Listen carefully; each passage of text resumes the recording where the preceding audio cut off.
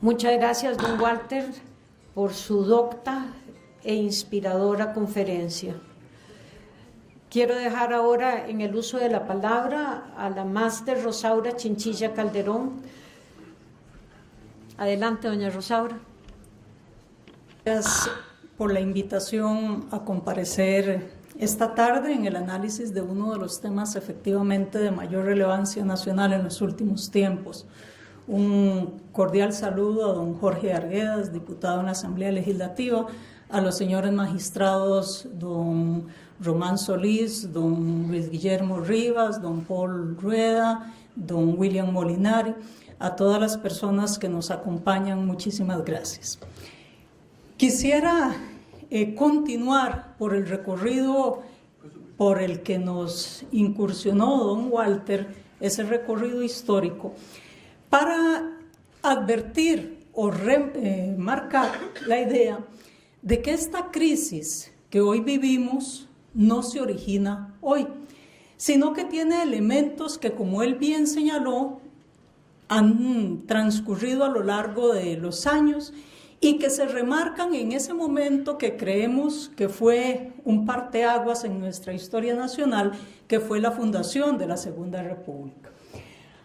Antes de la Constitución que nos rige, existía un modelo de justicia partidaria basado fundamentalmente en la Constitución de 1871.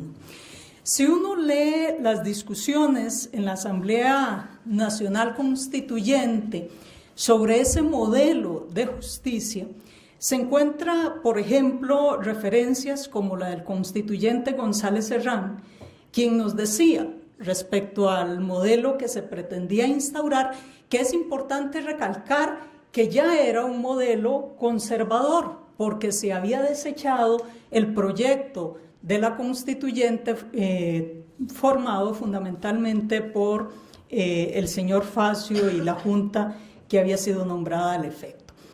Entonces, a partir de este modelo conservador, que es la base de discusión, la Constitución Política de 1871, la discusión en torno al tema de la magistratura y de la independencia judicial pasa por esta frase que probablemente nos va a resultar muy cercana a lo que ocurre en estos días. Nos decía ese constituyente: la razón fundamental que me mueve a otorgar la inamovilidad a los magistrados es la de preservar al Poder Judicial de toda influencia extraña para que se maneje con absoluta independencia. No fue a partir de 1940 que se operó la intervención política en el Poder Judicial, como muchos creen.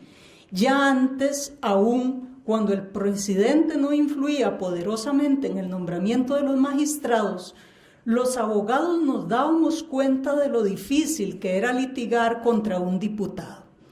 Para el país es de muy graves consecuencias que los diputados, supremos electores de los integrantes de la Corte, tengan juicios pendientes con la justicia. De ahí que opino que a los altos jueces que integran la Corte debe colocárseles al margen de toda posibilidad de quedar bien o mal con los que son sus electores.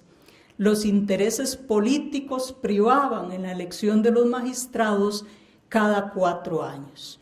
Y termina diciendo que por esa razón él estaba de acuerdo con una de las propuestas de Facio, que no fructificó, que era la de otorgar la inamovilidad de los magistrados para que no fueran cada 4 años o cada vencimiento de su periodo a vender sus servicios a la Asamblea Legislativa a cambio de la renovación del puesto. Pero en esa propuesta también esa inamovilidad de los magistrados tenía límite temporal y no era un nombramiento ad perpetuum.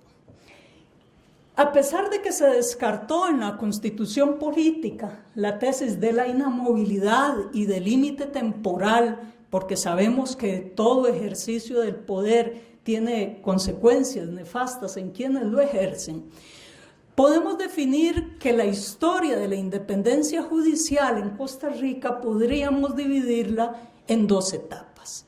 Una de la reciente historia, del 49 para acá.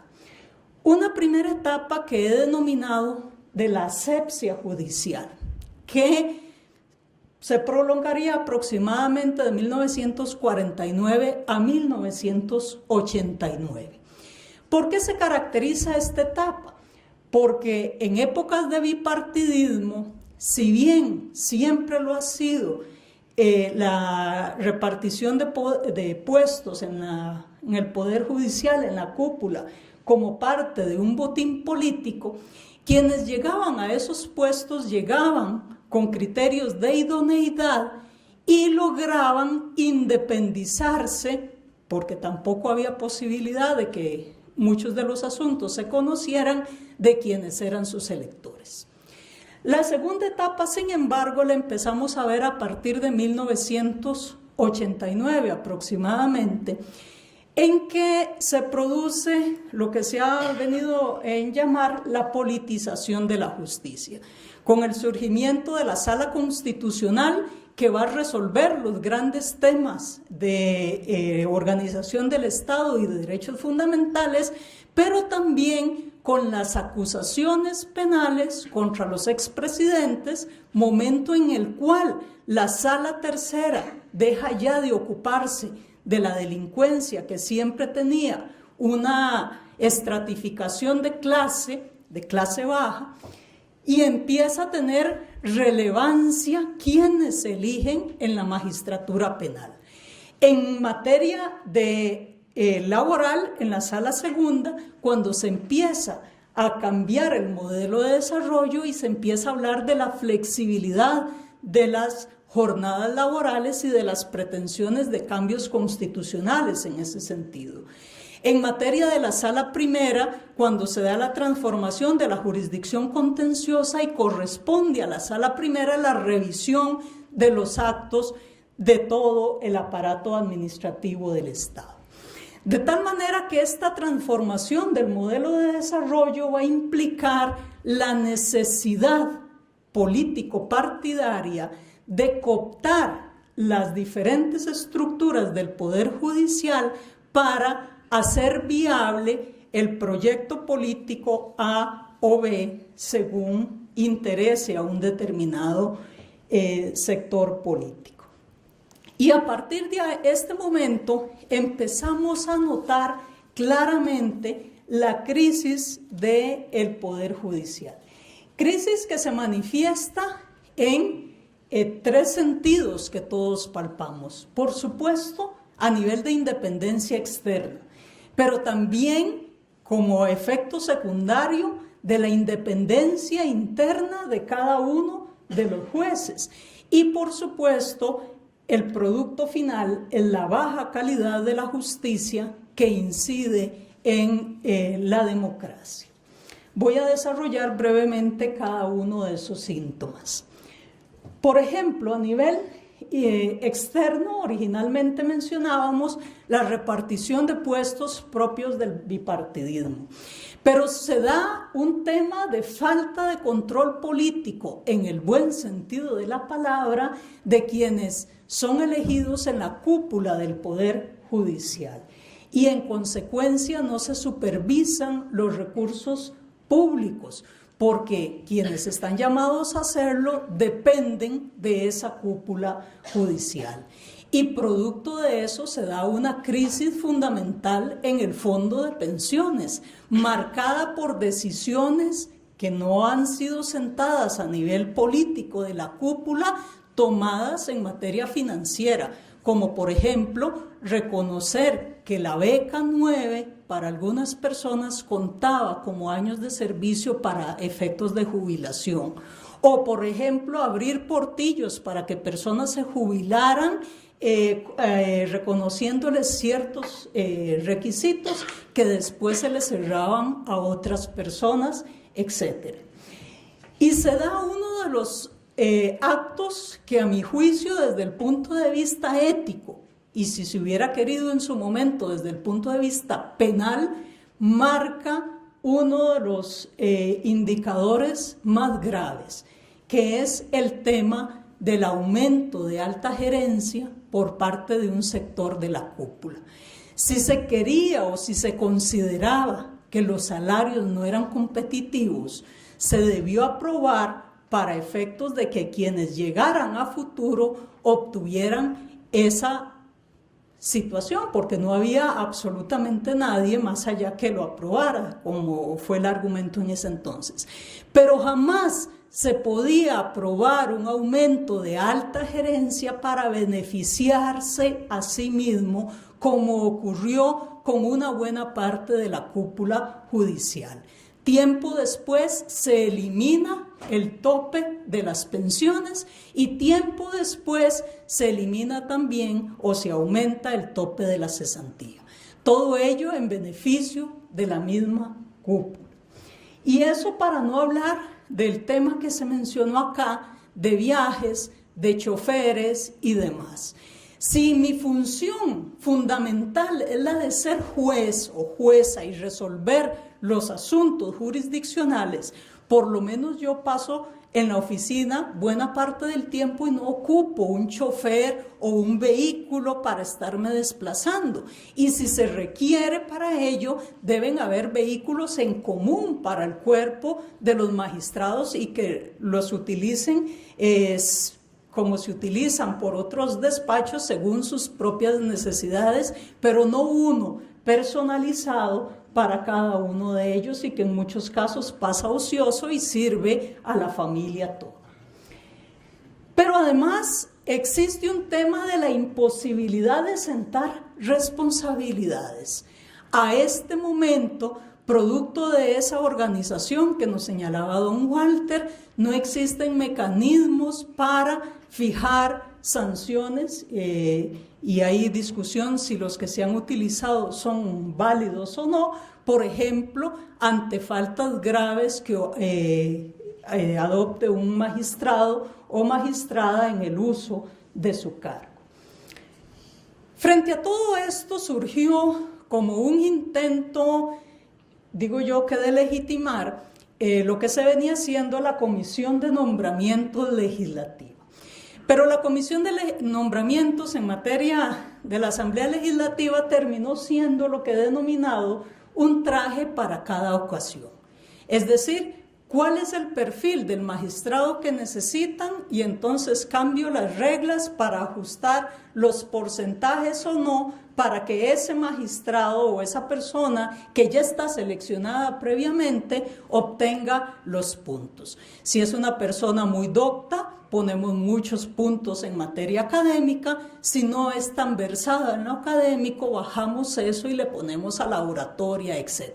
Entonces, el tema del nombramiento en la comisión en este momento varía conforme se va dando cada legislatura en función de reglas preestablecidas. Y esa objetividad que se supone que tendría la comisión termina siendo un espejismo. Candidatos que se desempeñaron sobradamente en diferentes puestos terminan siendo entrevistados y calificados con 0 y otros se les pone la nota máxima sin tener ningún atestado en ese sentido, de tal manera que eso pasa como si fuese objetivo. Pero también se da el lobby partidario, parlamentario, en realidad fue un lapsus ahí, en lo que incurren también las dos partes. Se sabe que no se va a nombrar a nadie y eso ocurre para magistrados y lamentablemente está ocurriendo para jueces.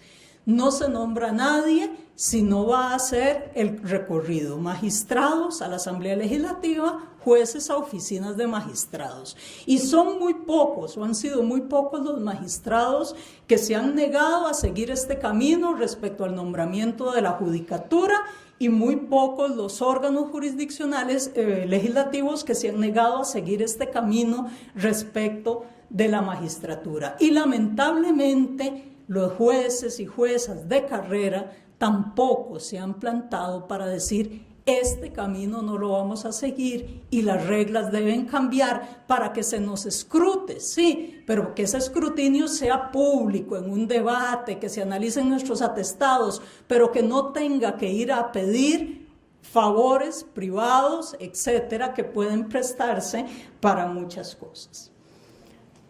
Y tenemos lo que mencionaba doña Cristina del tema de magistrados que han sido magistrados suplentes en la Sala Constitucional, mientras concomitantemente son asesores del Poder Ejecutivo, por ejemplo, en el tema del TLC. Y se usaban el doble sombrero, mientras iban al Ejecutivo eran abogados litigantes y regresaban a votar a la Sala Constitucional asuntos en esa misma materia.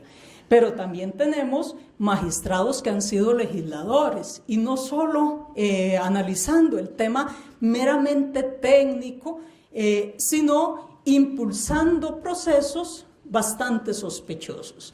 Ahora recientemente nos dimos cuenta del impulso que tuvo una iniciativa por parte de funcionarios de alto nivel del Estado, incluyendo magistrados de la Corte Suprema de Justicia, dizque para tener una justicia pronta y cumplida.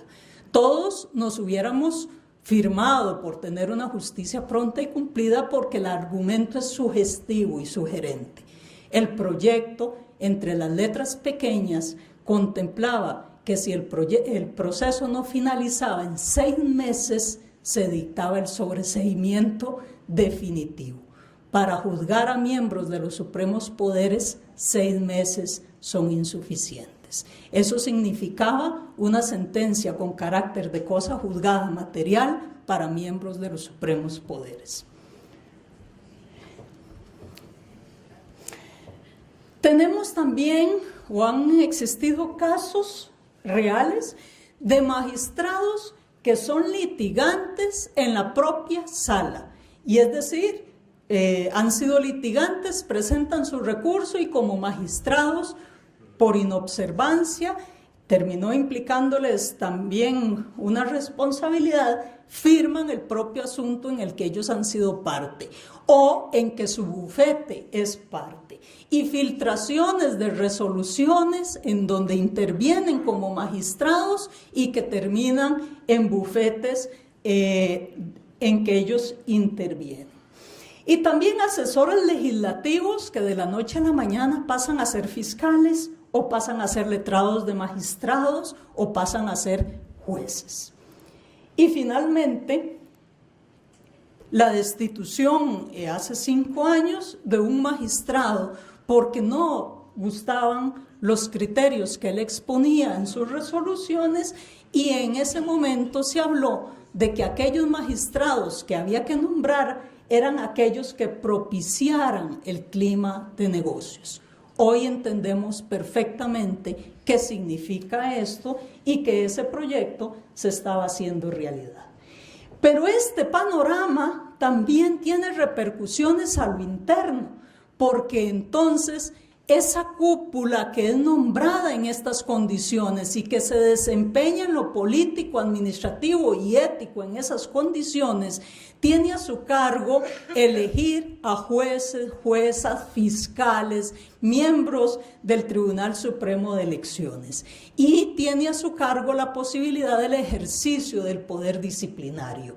Y hoy por hoy es muy frecuente observar que se abren procesos disciplinarios contra jueces porque no nos gustó su resolución, independientemente del contenido de esta, porque aplicó control de convencionalidad, porque el presidente de la República, y esto ha ocurrido en 2 ocasiones, se reúne con el presidente de la Corte y no le gusta la resolución sobre prisión preventiva en un caso y se les abren procesos a esos jueces, algunos de los cuales han terminado después siendo magistrados.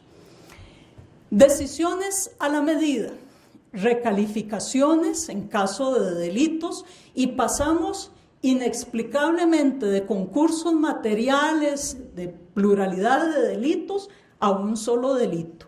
a desestimaciones, a prescripciones a la orden del día, a jurisprudencia contradictoria al más alto nivel que ahí no interesa, a resoluciones extrañas que no resisten el más mínimo escrutinio desde el punto de vista técnico.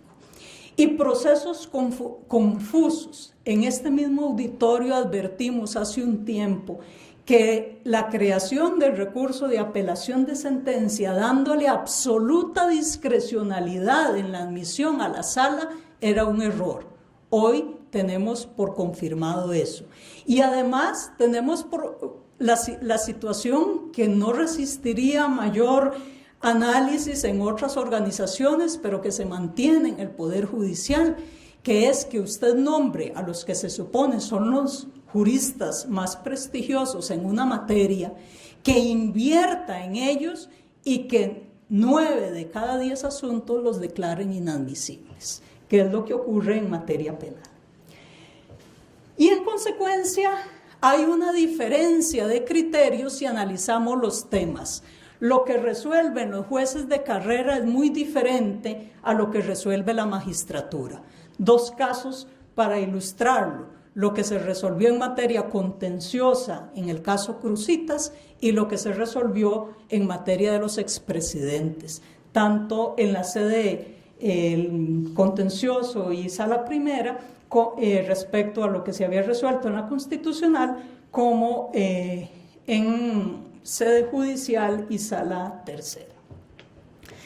Y sin embargo se echa mano a diferentes distractores, como por ejemplo abrir procesos por peculado a quien imprima en una hoja de papel o mandar a la cárcel a quien sustraiga una lata de atún, cuando toda la gran delincuencia, la delincuencia económica, la delincuencia de cuello blanco, está siendo ocultada de esa manera. Y eso redunda en que el perfil de jueces que se quiere, el perfil de fiscales que se busca, sean jueces y fiscales complacientes, obedientes, que no cuestionen, que no critiquen. Esos somos muy incómodos y generan urticaria en muchos. Y en consecuencia los criterios de selección de la judicatura y de la fiscalía son criterios laxos, que están también menoscabando la legitimación democrática del Poder Judicial. Es necesario variar este modelo y dentro de los diferentes proyectos que existen en trámite en la Asamblea Legislativa, me parece que aquellos proyectos que logren diferenciar entre la materia administrativa y la materia jurisdiccional y que logren, como digo yo, quitarle el agua al pez, es decir, que aquellos nombramientos políticos no tengan la posibilidad de emitir resoluciones jurisdiccionales, son los que están mejor orientados. En el caso del proyecto que se me pide comentar, que es el 20.472, en el que no he tenido intervención en la redacción y que no apoyo por pertenecer a una fracción determinada, sino por su contenido. Lo que se propone precisamente es crear un Consejo Superior de la Judicatura. Este Consejo Superior de la Judicatura se dedicaría únicamente al gobierno y a la administración del Poder Judicial. No tendría funciones jurisdiccionales. Las personas, todo esto es discutible en cuanto a tiempos y demás, serían elegidas por 6 años con la posibilidad de ser reelegidas, pero por un solo periodo. Y para integrar este Consejo Superior de la Judicatura se utilizarían 3 mecanismos. En primer lugar, la propuesta está para que sean 17 personas quienes lo integren. Podríamos pensar que es un número bastante elevado, pero si se piensa que el Consejo de la Judicatura y el Consejo Superior juntos actualmente tienen 10 personas, pues ya nos estamos acercando. Sin embargo, se habla de un número impar que puede ser 13, 15 personas, con la intención de que sea más difícil captar o cooptar una institución, corromper, etcétera, a tantas personas respecto a órganos más pequeños.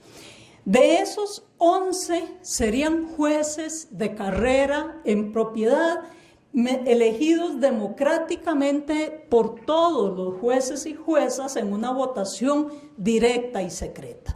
Esto elimina un poco el tema de la cúpula y democratiza la participación de los jueces en esa decisión. 3 y el resto, los otros 6 dentro de esta propuesta de 17, serían nombrados por la Asamblea Legislativa. 3 a propuesta de una terna que debería elaborar el Colegio de Abogados y Abogadas dentro de personas litigantes con más de 20 años de ejercicio intachable en la profesión en el área respectiva. Y 3 de ellos catedráticos propuestos por CONARE y elegidos dentro de facultades de derecho acreditadas por SINAES, para evitar lo que ha ocurrido en otros países, que se generan universidades de papel, universidades formales que pueden postular a personas en esos puestos. Esto para el tema de gobierno y administración, pero no tiene relación con lo jurisdiccional.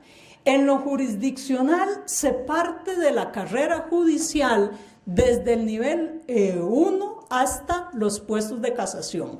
Algunos hemos pensado que inclusive el puesto de casación o de juez de casación es un resabio que podría desaparecer sin que nada ocurra. En este momento en materia penal prácticamente nada tiene casación y nada pasa. Digo, todo tiene, pero todo es inadmisible.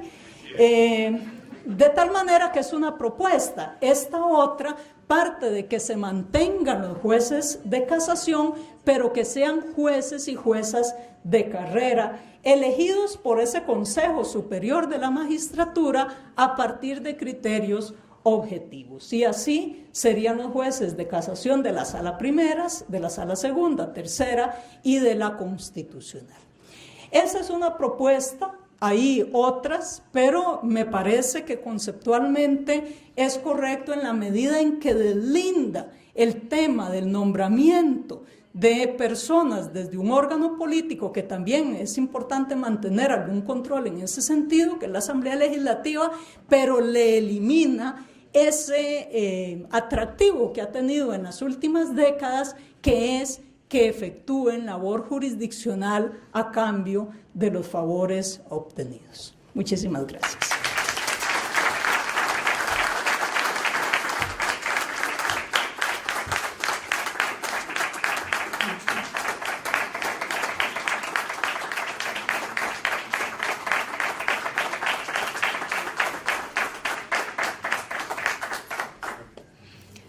Muchas gracias, doña Rosaura, por un análisis de la realidad que se vive en este momento dentro de la Corte Suprema de Justicia de nuestro país, tan objetivo. Quiero dejar en el uso de la palabra a nuestro invitado especial, quien nos ha hecho el honor de aceptar venir al país para una ocasión tan memorable. Por favor. Bien, pues buenas tardes o buenas noches, no sé muy bien en qué, iba a decir en qué día estoy, en qué momento del día estoy, ¿no? Nada que agradecer, venir a Costa Rica me cuesta muy poco, a pesar solo que el vuelo es un poco pesado, pero nada más. Y participar en un acto como este me parece especialmente interesante, porque de todo lo que se ha hablado aquí, todo para mí es familiar, y compruebo que con unas y otras variantes, en realidad estamos compartiendo problemas que prácticamente se reiteran desde hace muchísimo tiempo y que exigen medidas realmente drásticas, medidas firmes, que no se toman, que no acaban de tomarse. El Estado constitucional de Derecho, en el que realmente se pueden reconocer casi todas nuestras constituciones, también con variables, se dieron pasos interesantes, incluso diría importantes, pero lo cierto es que al final hay un tipo de realidad, esa realidad que tiene cara de hereje, como dice el viejo refrán, que termina imponiéndose y termina prevaleciendo sobre las posiciones de principio, sobre los esfuerzos de constituyentes bien intencionados que los ha habido, sobre las actitudes de muchos jueces, actitudes valiosísimas porque asumen responsabilidades importantes, fuertes. Está pasando ahora frente a poderes casi omnipotentes en condiciones de precariedad, en fin, todo esto. Y lo cierto es que al final yo llevo aquí viniendo a América Latina pues 35 años, por ejemplo, y seguimos hablando de lo mismo. Y vuelvo a España y habría que hablar más o menos de lo mismo. ¿Cuál es el problema? ¿O cuáles son los problemas? Walter Antillón ha hecho bien empezando con el modelo napoleónico y efectivamente en el punto de arranque de cualquier reflexión que se haga sobre un tema como el que nos ocupa, es necesario remontarse, al menos como referencia histórico-teórica, al modelo o antimodelo napoleónico. Napoleón organizó la justicia como sabía, es decir, a él le interesaba un instrumento de gobierno, nunca pensó en jurisdicción. Él habla de instrumento de gobierno y lo crea, lo monta a la perfección. Es decir, una estructura jerarquizada y vertical, según el modelo militar, en el vértice un cuerpo de magistrados cooptados políticamente que se encargan de filtrar la política del Ejecutivo al interior de la carrera. Con lo cual, ese modelo elimina la independencia externa, porque la magistratura como tal no es independiente, está gobernada por el Ejecutivo, pero además elimina algo que entonces no se trataba como se trata hoy teóricamente, que es la independencia interna, porque a cada juez le sitúa en un rango, de modo que tiene por encima un superior, no solo procesalmente hablando, sino también superior en el orden jerárquico. Con lo cual, realmente la astucia de la razón antijurídica y antidemocrática es perfecta. Pues bien, si se trata de revisar el modelo como hay que revisarlo, es obligatorio empezar por las tremendas, terribles Cortes Supremas. Cortes Supremas, organismos a veces de horca y cuchillo, que han gobernado las magistraturas de una manera absolutamente autoritaria, oligárquica y al servicio del poder político en acto. Se debían al poder político en acto, que era el poder político que nombraba, y gobernaban hacia abajo, negando cualquier tipo de independencia. De modo que la independencia judicial durante siglos, por lo menos los dos últimos, ha sido fundamentalmente un valor ideológico, tomándolo de ideológico en sentido marxiano, es decir, para crear falsa conciencia en los propios operadores y también en la sociedad. La independencia durante siglos o durante muchos años en magistraturas de todos nuestros países ha tenido un espacio privilegiado, los discursos de apertura de tribunales, las celebraciones del folclore judicial, porque en la práctica estaba visceralmente negada, acto por acto, caso por caso, porque los jueces que podían operar con una conciencia exquisita carecían objetivamente de independencia, con lo cual realmente estaban realizando las indicaciones del vértice. Por algo la jurisprudencia venía o ha venido siempre de arriba abajo, cuando sabemos que realmente la jurisprudencia, bien entendida, es un producto colectivo, es un producto coral que va de arriba abajo y de abajo arriba, y que si se pudiera operar en términos ideales, yo diría que más de abajo arriba que de arriba abajo, porque la casación no es, a pesar de que es una función que exige experiencia, no es la función más difícil. Yo la he ejercido bastantes años y he ejercido las demás funciones. A mí me parece mucho más difícil la función de instancia que la casación, donde el tribunal cuenta ya con varias sentencias, por lo menos con una o con dos si hay apelación, y puede operar, en definitiva, ya sobre un terreno desbrozado. Y, sin embargo, la cúpula, el vértice, es un centro de poder omnímodo que tiene unas atribuciones que, curiosamente, chocan de manera visceral con el verdadero sentido de la jurisdicción. En la Europa de los años 30 se produjo un fenómeno terrible, el fenómeno de los nazifascismos, que luego ha tenido otras significaciones, pensemos en las dictaduras del Cono Sur, en el que se produce un efecto realmente interesante y, por otra parte, tremendo. En el caso de los fascismos europeos, el supuesto de Francia y de Alemania e Italia, los partidos que acceden al poder que hemos conocido en esas experiencias tremendas lo hacen a través de las urnas. Es decir, la democracia no puede poner freno a esas opciones políticas que al final se traducen en políticas auténticamente criminales. Pues bien, hay un dato rastreable en el caso de Alemania, en el caso de Italia, en el caso de España, supongo que también en el caso del Chile de Pinochet, que es enormemente revelador. Las magistraturas siguen al poder político en su involución con un grado de funcionalidad verdaderamente apabullante. Uno diría que estaban preparadas para eso. Es el motivo por el que en la Italia de la victoria sobre el fascismo, la Asamblea Constituyente que elabora la Constitución del 48 es el escenario seguramente de la reflexión más interesante que se ha producido sobre el poder judicial y la justicia, seguramente en la historia de nuestros países. La pregunta es, ¿cómo ha sido posible? Es decir, ¿qué ha pasado aquí? Y en el que ha pasado aquí se encuentran con una magistratura que es el producto, el resultado del cruce de dos vectores, un tipo de cultura y un tipo de organización. Cultura, la cultura del positivismo ideológico, un positivismo hecho de un sentido de la ley sin principios y aplicado mecánicamente en un marco autoritario. Organización, la que hemos dicho, a la que hemos hecho referencia, una organización jerarquizada y vertical donde el juez está objetivamente anulado en su independencia. Y entonces se trata de replantearse la situación. ¿Cómo se hace? Pues no es que tengan las ideas clarísimas, se trata de ensayar, pero yo creo que ahí se abre la puerta, el camino, a un buen trabajo de ingeniería constitucional que tiene su encarnación en el Consejo Superior de la Magistratura Italiana. La magistratura en ese momento quiere un gobierno corporativo, es decir, quieren autogobernarse.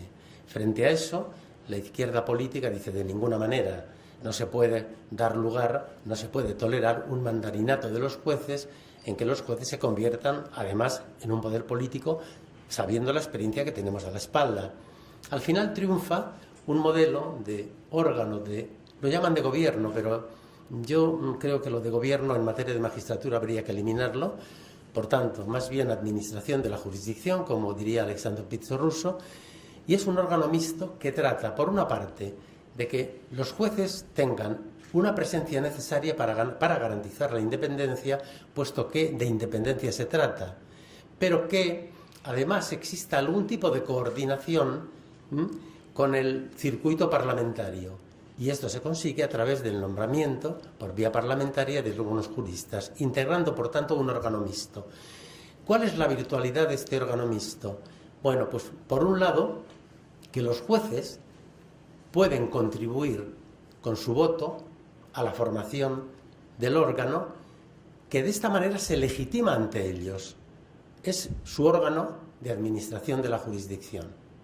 Por otro lado, no se rompe absolutamente la relación con el circuito de la política en el buen sentido de la palabra. ¿Por qué? Porque los juristas que tendrían que ocupar esa posición no deben ser políticos, sino hombres de derecho con una buena formación y con una actitud que en definitiva sea compatible con el grado de función que tienen que desempeñar. Este modelo se convierte en un modelo de referencia y resulta importado en algunos países, por ejemplo, es el caso de España, es el caso de Portugal, en América Latina con algunas particularidades, no voy a entrar en detalle, pero realmente como modelo es ideal, porque por un lado deja a la jurisdicción, empezando por la Corte Suprema, dedicada solo a funciones propiamente jurisdiccionales. Es decir, a poner sentencias. No se entiende que pueda haber jueces que no ponen sentencias, sino que se dedican, por ejemplo, a funciones de gobierno. Es una contradicción en los términos.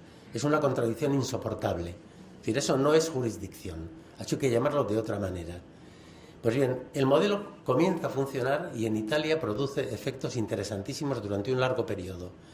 En Italia es una magistratura gestionada en su estatuto por ese modelo la que hace frente a la mafia, la que hace frente al terrorismo en los años de plomo, la que genera ejemplos prácticos de independencia como no se han dado en ningún lugar del mundo.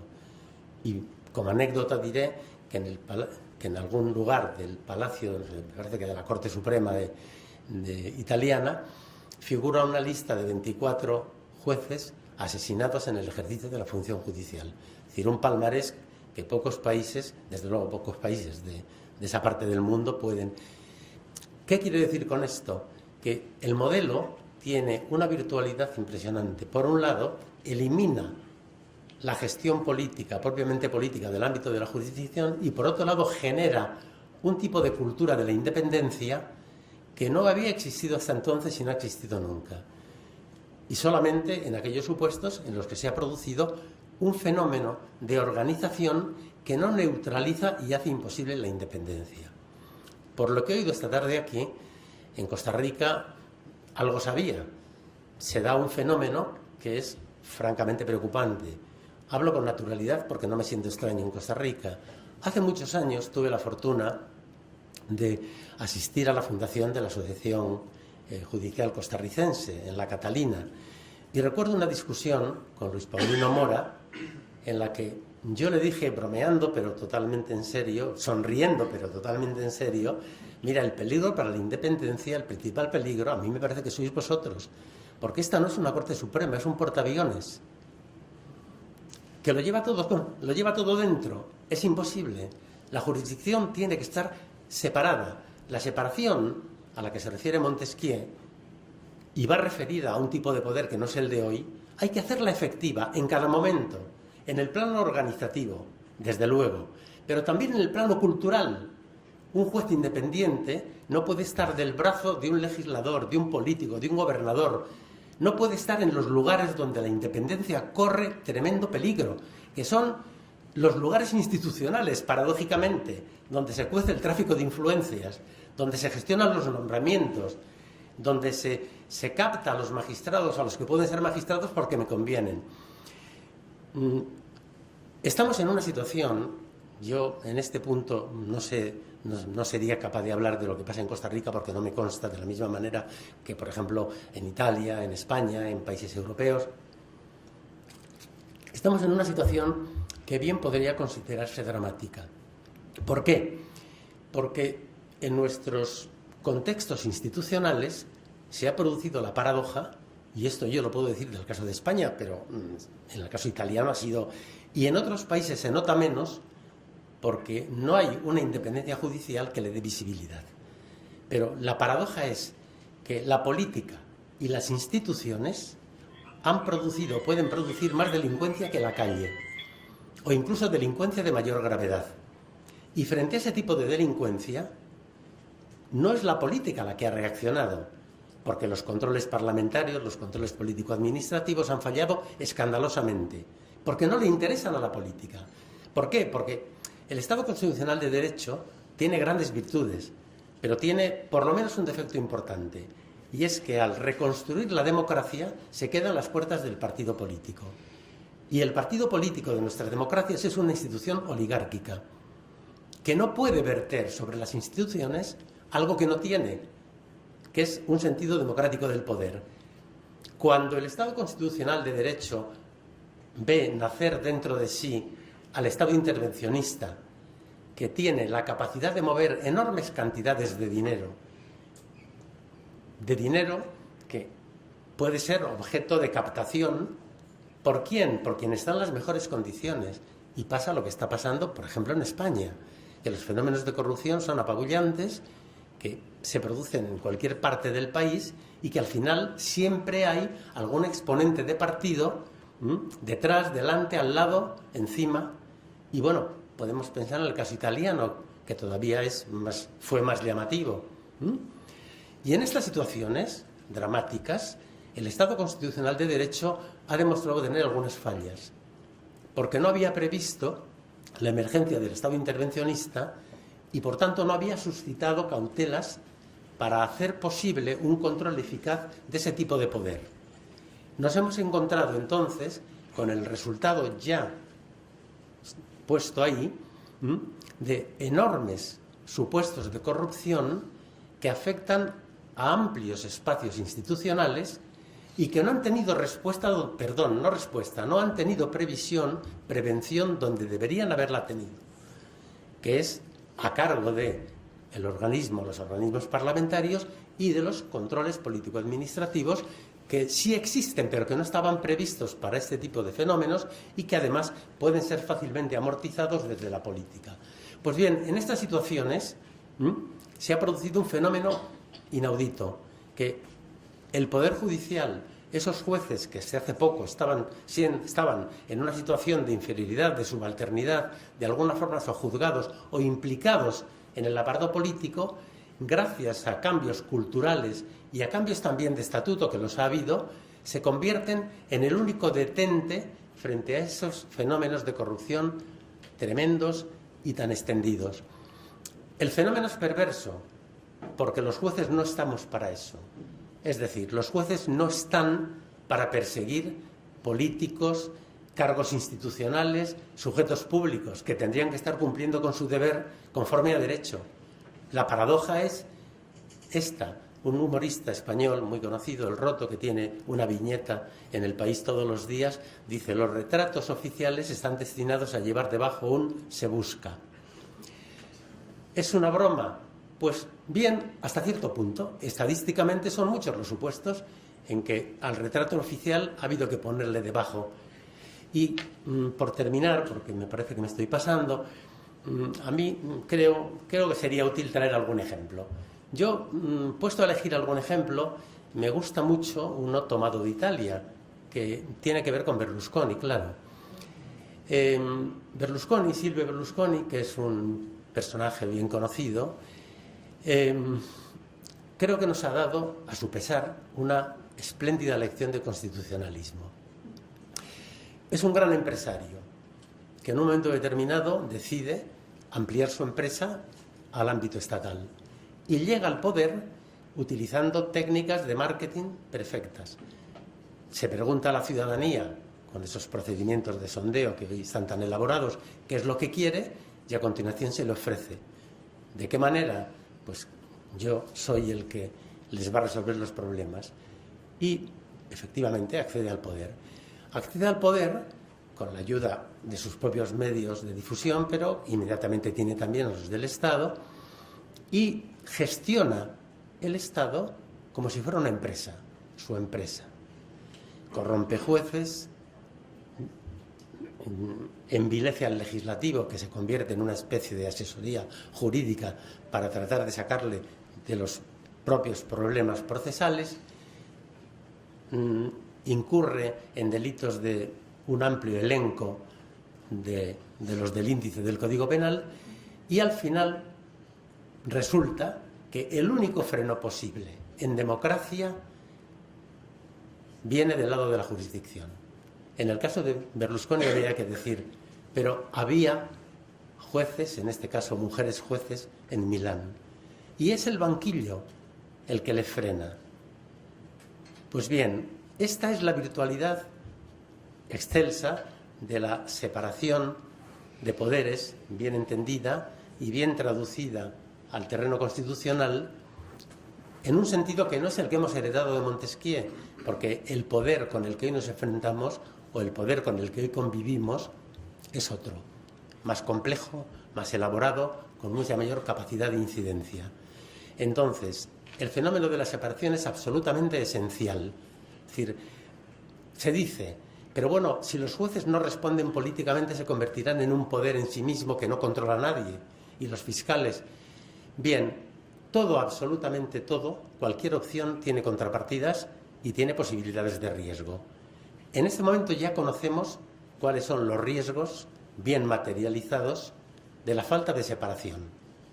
Los riesgos que comporta una magistratura integrada en el poder político, gobernada desde el poder político y dispuesta a cerrar un ojo o los dos ante los casos comprometidos. Eso ya lo sabemos y me parece que debía no gustarnos. frente a eso o junto a eso existe la posibilidad de una función jurisdiccional organizada según el modelo que aquí se postulaba, que es susceptible de distintas matizaciones y que puede ser objeto de precisiones y de... Es decir, no hay pero que en cualquier caso puede ser un buen garante de la independencia judicial. Y además, erradicando del ámbito de la jurisdicción lo que no había tenido que estar nunca allí. Por ejemplo, las categorías de jueces. Dice uno de los artículos centrales de la Constitución de la República Italiana: los jueces se distinguirán solo por la función. Es decir, si están en primera instancia, están en segunda instancia o están en casación, pero solo por la función, porque en jurisdicción bien entendida no hay razones para diferencias de rango jerárquico administrativo. Es decir, un magistrado convertido en un sujeto de poder y además poder sobre otros jueces es una aberración insoportable constitucionalmente hablando. No digo que con una opción por el cambio de modelo se resuelvan todos los problemas. El caso español, y termino, es paradigmático. En España se asume el Consejo General del Poder Judicial tomado del modelo italiano. Hay un consenso constitucional, un consenso, diría, por lo menos verbal, en el sentido de que hay acuerdo en llevar a la Constitución determinados preceptos y la figura del Consejo del Poder Judicial. Hay un primer desarrollo legislativo que le corresponde al centro derecha y es un desarrollo que ya empieza a ser fraudulento. ¿Por qué? Porque se quiere que en ese consejo se recree la hegemonía de la magistratura franquista y para eso hay que cerrar el paso a los sectores de la magistratura que en definitiva tienen otro pedigrí. Primer desarrollo fraudulento, el segundo desarrollo le corresponde al Partido Socialista, a la mayoría socialista. Han conquistado el poder legislativo, tienen el ejecutivo, todo esto por las urnas correctísimamente, y se encuentran con un judicial que no es el que les gustaría. Y entonces dicen, pues esta es la nuestra, cambiamos el sistema de elección. Todos, jueces y juristas del Consejo del Poder Judicial, elección parlamentaria. ¿Qué sucede?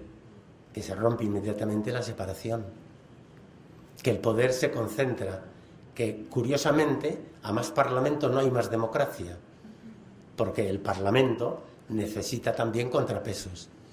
Y a partir de ahí, y el caso español es interesante, pero en sentido negativo, para no reproducirlo, a partir de ahí hay una institución deslegitimada, para empezar ante los propios jueces, por la deslealtad constitucional de los partidos políticos. Y con esto termino. Y este es un tema muy importante. Se puede hacer magnífica ingeniería constitucional, se puede diseñar una figura esencial, pero hay un terreno para el que no valen solo diseños, hay que generar cultura y ética. Y es el terreno en el que luego se debe producir la puesta en práctica de esa eventual institución como la que fue en su momento la española todavía vigente. Y ahí es donde realmente la ciudadanía tiene que estar encima, los jueces tienen que jugársela si es necesario, colectivamente, culturalmente hablando, porque hay que generar una buena cultura de la jurisdicción y de la democracia. Y si no hay lealtad constitucional, la mejor institución, el mejor ejercicio de ingeniería constitucional no funcionará o no funcionará bien. Y este es un dato importantísimo. En este terreno, en el terreno de la política, la ética tiene un papel fundamental, también en el ámbito jurisdiccional. Estas cuestiones son extraordinariamente delicadas, extraordinariamente importantes, por eso no se pueden dejar solo en manos de los operadores políticos ni judiciales. Tiene que haber un esfuerzo de acompañamiento por parte de la ciudadanía, un esfuerzo crítico, un esfuerzo de apoyo, en definitiva, eso que es la esencia de la democracia. Nada más y muchas gracias.